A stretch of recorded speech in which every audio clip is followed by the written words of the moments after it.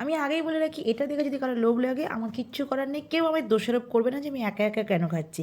কারণ আমার কাছে ভালোবাসা মানেই বিরিয়ানি, আর বিরিয়ানি মানেই তো দাদা বৌদি। হে গাইস, সবাই কেমন আছো? আশা করছি তোমরা সবাই ভালো আছো, আমি অনেক ভালো আছি। আর আমি গিয়েছিলাম ব্যারাকপুরে, কিন্তু দাদা বৌদির বিরিয়ানি খেতে কিন্তু একদমই যাইনি। আমি গেছিলাম অন্য একটা কাজে, কিন্তু ফেরার সময় ভাবলাম যখন ব্যারাকপুরে এসেই গেছি তখন আর কি, দাদা বৌদি তো একবার ঢুকতেই হবে। তোমাদেরকে একটা কথা বলি, আমি কিন্তু ফার্স্ট টাইম দাদা বৌদির রেস্টুরেন্টে এলাম। এর আগে কিন্তু দাদা বৌদির বিরিয়ানি আমি বাড়ি বসে খেয়েছি, কিন্তু কোনোদিন আমার আসা হয়নি। আর এখানে আসার পর তো আমার বেশ ভালো লাগছিল। আর সত্যি বলতে আমরা যে হঠাৎ করে এখানে চলে আসবো এটা বুঝতেই পারিনি। আর একটা কথা তোমাদের বলে রাখি, মাম্পিরও কিন্তু এখানে ফার্স্ট টাইম আসা, ও কিন্তু অনেকবার বিরিয়ানি খেয়েছে, কিন্তু এই যে এখানে এসে যে খাওয়ার সৌভাগ্য আমাদের হয়নি। এখানে আসার আগে থেকেই তো আমি জানতাম যে এখানে বিরিয়ানি যখন সার্ভ করে কলা পাতায় সার্ভ করে।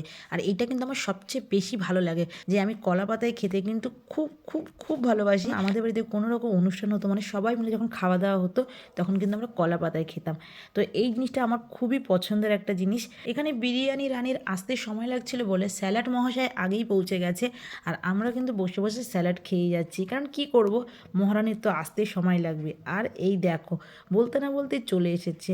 তোমরা দেখতে পাচ্ছ মহারানী কিন্তু কলা পাতায় সেজে এসেছে। তাহলে বলো কার না ভালো লাগে এরকম কলা পাতায় বিরিয়ানি খেতে? তোমরা কারা কারা পছন্দ করো অবশ্যই কিন্তু জানাবে। তাহলে চলো আর বেশি কথা না বাড়িয়ে আমি কিন্তু খাওয়া দাওয়া শুরু করে দিচ্ছি, কারণ এটা যদি ঠান্ডা হয়ে যায় তাহলে কিন্তু আমার মুড নষ্ট হয়ে যাবে। তাহলে চলো, তোমরা সবাই ভালো থেকো, সুস্থ থেকো। তাহলে সবাইকে জানাই টাটা। খুব গরম, এবার না খেলে কিন্তু একেবারে ঠান্ডা হয়ে যাবে। Bye bye.